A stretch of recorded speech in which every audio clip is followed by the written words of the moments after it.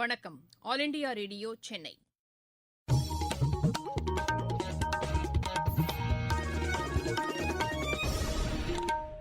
மாநிலச் செய்திகள் வாசிப்பவர் சுமித்ரா ரத்னம். தலைப்புச் செய்திகள்: நாடு முழுவதும் இம்மாதம் 16ஆம் தேதி முதல் கோவிட் தடுப்பூசி போடும் பணி நடைபெறும் என்று மத்திய அரசு தெரிவித்துள்ளது. நாட்டின் கலாச்சார பெருமைகளை உலகம் முழுவதும் கொண்டு செல்வதற்கு இளையோர் தொழில்நுட்பத்தை பயன்படுத்த வேண்டும் என்று பிரதமர் திரு நரேந்திர மோடி கூறியுள்ளார். தமிழக சட்டப்பேரவைத் தேர்தலில் அஇஅதிமுகவின் கூட்டணி மற்றும் தொகுதி பங்கீட்டினை இறுதி செய்யும் அதிகாரம் கட்சியின் ஒருங்கிணைப்பாளர் மற்றும் இணை ஒருங்கிணைப்பாளருக்கு அளிக்கப்பட்டுள்ளது.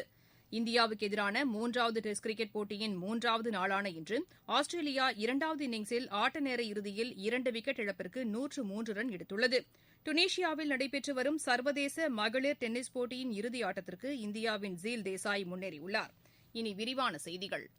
நாடு முழுவதும் இம்மாதம் 16ஆம் தேதி முதல் கோவிட் தடுப்பூசி போடும் பணி நடைபெறும் என்று மத்திய அரசு தெரிவித்துள்ளது. பிரதமர் திரு நரேந்திர மோடி தலைமையில் நடைபெற்ற உயர்மட்ட குழு கூட்டத்தில் இதற்கான முடிவு எடுக்கப்பட்டது. முதல்கட்டமாக முன்களப் பணியாளர்கள் 3 கோடி பேருக்கு தடுப்பூசி செலுத்தப்படும். மேலும் 50 வயதுக்கு மேற்பட்டவர்கள் மற்றும் இணை நோயால் பாதிக்கப்பட்ட 27 கோடி பேருக்கு இந்த தடுப்பூசி போடுவதற்கான நடவடிக்கைகள் மேற்கொள்ளப்படும் என்று அறிவிக்கப்பட்டுள்ளது. மத்திய மாநில அரசுகள், யூனியன் பிரதேசங்கள் ஆகியவை தடுப்பூசி போடும் பணியில் ஒருங்கிணைந்து செயல்படுவது குறித்து பிரதமர் கேட்டறிந்தார். கோவிஷீல்டு மற்றும் கோவாக்சின் தடுப்பூசிகளை பயன்படுத்துவதற்கான ஒப்புதல் அளிக்கப்பட்டது குறித்தும் அதன் பாதுகாப்பு மற்றும் நோய் எதிர்ப்பு சக்தி திறன் குறித்தும் பிரதமரிடம் விரிவாக எடுத்துரைக்கப்பட்டது. மக்கள் பங்களிப்போடு சர்வதேச நோய் தடுப்பு திட்டத்தை செயல்படுத்தும் வகையில் கோவிட் தடுப்பூசி போடும் திட்டம் செயல்படுத்தப்படுவதாக தெரிவிக்கப்பட்டுள்ளது. தடுப்பூசி போடும் திட்டத்திற்கான நிர்வாக கட்டமைப்பு சிறப்பாக உருவாக்கப்பட்டுள்ளதாக பிரதமர் பாராட்டினார். தடுப்பூசி போடும் மருத்துவ பணியாளர்கள், தடுப்பூசி எடுத்துக் கொள்பவர்கள் ஆகியோருக்கான பயிற்சி குறித்தும் விரிவாக உயர்மட்ட குழு கூட்டத்தில் எடுத்துரைக்கப்பட்டது. இக்கூட்டத்திற்கு பின் இதுகுறித்து டுவிட்டரில் பதிவிட்டுள்ள பிரதமர் திரு நரேந்திர மோடி, நாடு முழுவதும் கோவிட் தடுப்பூசி போடும் திட்டத்தை தொடங்கும் இம்மாதம் 16ஆம் தேதி வரலாற்று சிறப்புமிக்க நாள் என்று குறிப்பிட்டுள்ளார். நம் நாட்டின் கலாச்சார பெருமைகளை உலகம் முழுவதும் கொண்டு செல்வதற்கு இளையோர் தொழில்நுட்பத்தை பயன்படுத்த வேண்டும் என்று பிரதமர் திரு நரேந்திர மோடி கூறியுள்ளார்.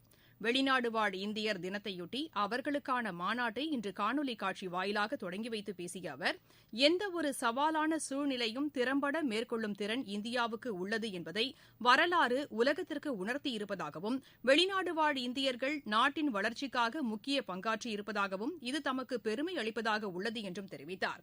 முன்னதாக இந்த மாநாட்டில் சூரினாம் அதிபர் திரு சந்திரிக்க சந்தோக்கி உரையாற்றுகையில், தங்கள் நாட்டிற்கு இந்தியா வழங்கி வரும் ஆதரவிற்கு நன்றி தெரிவித்தார். இந்திய ஆழ்கடல் ஆராய்ச்சியில் மாபெரும் திட்டம் ஒன்றை தொடங்க மத்திய அரசு திட்டமிட்டுள்ளதாக சுகாதாரத்துறை அமைச்சர் டாக்டர் ஹர்ஷ்வர்தன் கூறியுள்ளார். ஐஐடி, இஸ்ரோ மற்றும் தேசிய தகவல் தொழில்நுட்ப துறைகளுடன் கடல் ஆராய்ச்சித்துறையும் இணைந்து இந்த திட்டத்தை செயல்படுத்தும் என்றும் அவர் தெரிவித்தார். இன்று சென்னை துறைமுகத்தில் நடைபெற்ற நிகழ்ச்சியில் கடல்சார் ஆராய்ச்சி பணிகளுக்கான கப்பலின் சேவையை தொடங்கி வைத்து பேசிய அமைச்சர், கடல்சார் ஆய்வுகளை துல்லியமாக மேற்கொள்ள நம் விஞ்ஞானிகள் முயற்சி மேற்கொண்டுள்ளதாகவும் தெரிவித்தார். நேதாஜி சுபாஷ் சந்திரபோஸின் 125வது பிறந்த தின ஆண்டு கொண்டாட்டங்களை சிறப்பாக மேற்கொள்வதற்கென பிரதமர் திரு நரேந்திர மோடி தலைமையில் உயர்நிலை குழு ஒன்று அமைக்கப்பட்டுள்ளது. வரும் 23ஆம் தேதி தொடங்கி ஓராண்டிற்கு இந்த கொண்டாட்டங்கள் நடைபெறவுள்ளன. இந்த உயர்நிலை குழுவில் நேதாஜி சுபாஷ் சந்திரபோஸின் குடும்ப உறுப்பினர்கள், வரலாற்று அறிஞர்கள் மற்றும் பலர் இடம்பெற்றுள்ளதாக மத்திய அரசின் செய்திக்குறிப்பு தெரிவிக்கிறது. தமிழக சட்டப்பேரவைத் தேர்தலில் அஇஅதிமுகவின் கூட்டணி மற்றும் தொகுதி பங்கீட்டை இறுதி செய்யும் அதிகாரம் கட்சியின் ஒருங்கிணைப்பாளர் திரு ஓ பன்னீர்செல்வம், இணை ஒருங்கிணைப்பாளர் திரு எடப்பாடி பழனிசாமி ஆகியோருக்கு வழங்கப்பட்டுள்ளது. இன்று சென்னையில் அக்கட்சியின் அவைத் தலைவர் திரு மதுசூதனன் தலைமையில் நடைபெற்ற செயற்குழு மற்றும் பொதுக்குழு கூட்டத்தில் இதற்கான தீர்மானம் நிறைவேற்றப்பட்டது.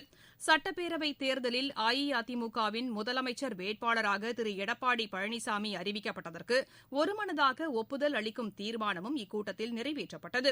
கோவிட்-19க்கான தடுப்பூசி இலவசமாக போடப்படும் என அறிவித்த மத்திய அரசுக்கும் தமிழக அரசுக்கும் நன்றி தெரிவிக்கும் தீர்மானம் உள்பட 16 தீர்மானங்கள் இக்கூட்டத்தில் நிறைவேற்றப்பட்டன. நீங்கள் கேட்டுக்கொண்டிருப்பது ஆல் இண்டியா ரேடியோவின் மாநில செய்தி அறிக்கை.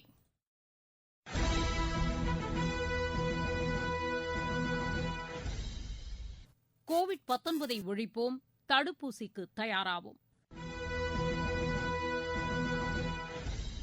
கோவிட்-19க்கான தடுப்பூசி பாதுகாப்பானது. இதனை பெறுவதற்கு கோவின் இணையதளத்தில் புகைப்படத்துடன் கூடிய அடையாள ஆவணத்துடன் பதிவு செய்ய வேண்டும். உங்கள் கைபேசி செயலிக்கு வரும் தேதியில் சம்பந்தப்பட்ட மையத்திற்கு சென்று தடுப்பூசி போட்டுக் கொள்ள வேண்டும்.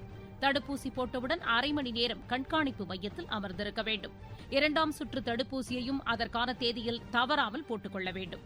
நம் நலன் காத்து நாட்டு நலனை உறுதி செய்வோம். இலங்கையில் உள்ள யாழ்ப்பாணம் பல்கலைக்கழகத்தில் அமைக்கப்பட்டிருந்த முள்ளிவாய்க்கால் நினைவு தூண் இடிக்கப்பட்டுள்ளது கடும் கண்டனத்திற்குரியது என்று முதலமைச்சர் திரு எடப்பாடி பழனிசாமி கூறியுள்ளார். இலங்கை அரசின் இந்த நடவடிக்கை தமிழர்களுக்கு வேதனை அளிப்பதாக உள்ளது என்றும் முதலமைச்சர் தெரிவித்துள்ளார். துணை முதலமைச்சர் திரு ஓ பன்னீர்செல்வமும் இந்த தூண் இடிக்கப்பட்ட சம்பவத்திற்கு கண்டனம் தெரிவித்துள்ளார். திமுக தலைவர் திரு மு க ஸ்டாலின், மதிமுக பொதுச் செயலாளர் திரு வைகோ, பாமக நிறுவனர் மருத்துவர் ச ராமதாசு உள்ளிட்ட பல்வேறு கட்சிகளின் தலைவர்களும் இந்த சம்பவத்திற்கு கண்டனம் தெரிவித்துள்ளனர். விவசாயிகளின் வாழ்வாதாரத்தை மேம்படுத்துவதற்காகவே 3 வேளாண் திருத்தச் சட்டங்களை மத்திய அரசு கொண்டுவந்துள்ளதாக பிஜேபி மாநில தலைவர் திரு எல் முருகன் தெரிவித்துள்ளார். ராமநாதபுரத்தில் செய்தியாளர்களிடம் பேசிய அவர், விவசாயிகள் நிதியுதவி திட்டத்தின் கீழ் 41 லட்சம் விவசாயிகளின் வங்கிக் கணக்கில் பணம் செலுத்தப்பட்டுள்ளதாக தெரிவித்தார். மிகவும் பிற்படுத்தப்பட்ட வகுப்பினருக்கான 20% ஒதுக்கீட்டில் வன்னியர் சமூகத்தினருக்கு உரிய உள் ஒதுக்கீடு வழங்கினால் அதனை பாமக ஏற்றுக்கொள்ளும் என்று அக்கட்சி தெரிவித்துள்ளது. இது தொடர்பாக அக்கட்சியின் நிர்வாக குழு கூட்டத்தில் இன்று நிறைவேற்றப்பட்ட தீர்மானத்தில் வரும் சட்டமன்ற கூட்டத்தொடருக்கு முன்பாக இந்த கோரிக்கை நிறைவேற்றப்பட வேண்டும் என்று வலியுறுத்தப்பட்டுள்ளது. தாமதமாகும் பட்சத்தில் பாமக செயற்குழு உடனடியாக கூட்டப்பட்டு அரசியல் ரீதியான அடுத்த கட்ட முடிவு எடுக்கப்படும் என்றும் இன்று வெளியிடப்பட்ட செய்திக்குறிப்பில் தெரிவிக்கப்பட்டுள்ளது. தென் தமிழகத்தின் 9 மாவட்டங்களில் அடுத்த 24 மணி நேரத்திற்கு இடியுடன் கூடிய கனமழை பெய்யும் என்று சென்னை வானிலை ஆய்வு மைய இயக்குநர் திரு புவியரசன் கூறியுள்ளார். இன்று வெளியிட்டுள்ள காணொலி பதிவில் அவர் இதனை தெரிவித்துள்ளார். இலங்கையை ஒட்டி நிலவும் வளிமண்டல மேலடுக்கு சுழற்சி காரணமாக அடுத்த 24 மணி நேரத்தில் தென் தமிழகத்தில் குறிப்பாக நெல்லை, தூத்துக்குடி, ராமநாதபுரம், கன்னியாகுமரி, சிவகங்கை, தஞ்சாவூர், திருவாரூர், நாகப்பட்டினம் மற்றும் காரைக்கால் பகுதிகளில் ஓரிரு இடங்களில் இடியுடன் கூடிய கனமழையும், மதுரை மற்றும் விருதுநகர் மாவட்டங்களில் மிதமான மழையும், உள் மாவட்டங்கள் மற்றும் ஏனைய கடலோர மாவட்டங்களில் லேசானது முதல் மிதமான மழை பெய்யக்கூடும். மீனவருக்கான எச்சரிக்கை: சூறாவளி காற்று மணிக்கு 40 - 50 கிலோமீட்டர் வேகத்தில் வீச வாய்ப்பு இருப்பதால் மீனவர்கள் நாளை தென்மேற்கு வங்கக்கடல் பகுதிக்கும், நாளை மறுநாள் தென்மேற்கு வங்கக்கடல் மற்றும் குமரிக்கடல் பகுதிக்கும் செல்ல வேண்டாம் என அறிவுறுத்தப்படுகிறார்கள்.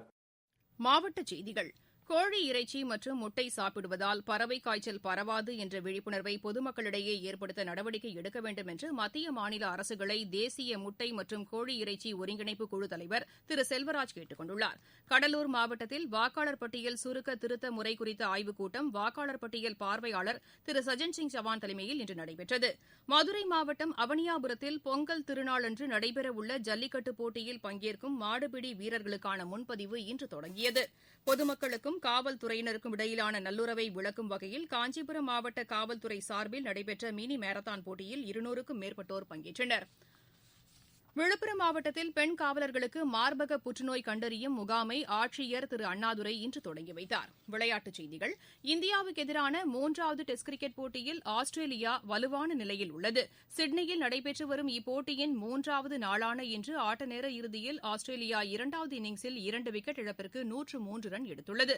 முன்னதாக இந்தியா முதல் இன்னிங்ஸில் 244 ரன்னுக்கு ஆட்டமிழந்தது. கில் மற்றும் புஜாரா 50 ரன் எடுத்தனர். கமின்ஸ் 4 விக்கெட்டுகளை வீழ்த்தினார். டுனிஷியாவில் நடைபெற்று வரும் சர்வதேச மகளிர் டென்னிஸ் போட்டியில் இந்தியாவின் ஜீல் தேசாய் இறுதிப் போட்டிக்கு முன்னேறியுள்ளார். இன்று நடைபெற்ற ஒற்றையர் பிரிவு அரையிறுதி ஆட்டத்தில் அவர் ரஷ்யாவின் டர்னியா அஷ்டகோவாவை 6-1, 6-1 என்ற செட் கணக்கில் வென்றார். ISL கால்பந்து போட்டியில் ஈஸ்ட் பெங்கால் அணி இன்று பெங்களூரு அணியை எதிர்கொள்கிறது. மீண்டும் தலைப்புச் செய்திகள்: நாடு முழுவதும் இம்மாதம் 16ஆம் தேதி முதல் கோவிட்-19 தடுப்பூசி போடும் பணி நடைபெறும் என்று மத்திய அரசு தெரிவித்துள்ளது. நாட்டின் கலாச்சார பெருமைகளை உலகம் முழுவதும் கொண்டு செல்வதற்கு இளையோர் தொழில்நுட்பத்தை பயன்படுத்த வேண்டும் என்று பிரதமர் திரு நரேந்திர மோடி கூறியுள்ளார். தமிழக சட்டப்பேரவைத் தேர்தலில் அஇஅதிமுகவின் கூட்டணி மற்றும் தொகுதி பங்கீட்டினை இறுதி செய்யும் அதிகாரம் கட்சியின் ஒருங்கிணைப்பாளர் மற்றும் இணை ஒருங்கிணைப்பாளருக்கு அளிக்கப்பட்டுள்ளது. இந்தியாவுக்கு எதிரான 3வது டெஸ்ட் கிரிக்கெட் போட்டியின் 3வது நாளான இன்று ஆஸ்திரேலியா 2வது இன்னிங்ஸில் ஆட்டநேர இறுதியில் 2 விக்கெட் இழப்பிற்கு 103 ரன் எடுத்துள்ளது. டுனிஷியாவில் நடைபெற்று வரும் சர்வதேச மகளிர் டென்னிஸ் போட்டியின் இறுதி ஆட்டத்திற்கு இந்தியாவின் ஜீல் தேசாய் முன்னேறியுள்ளார். இத்துடன் இந்த செய்தி அறிக்கை நிறைவடைந்தது. எமது செய்திகளை உடனுக்குடன் AAR News_ சென்னை என்ற ட்விட்டர் பக்கத்திலும், செய்தி தொகுப்புகளை all India radio news Chennai என்ற யூடியூப் சேனலிலும் அறிந்து கொள்ளலாம்.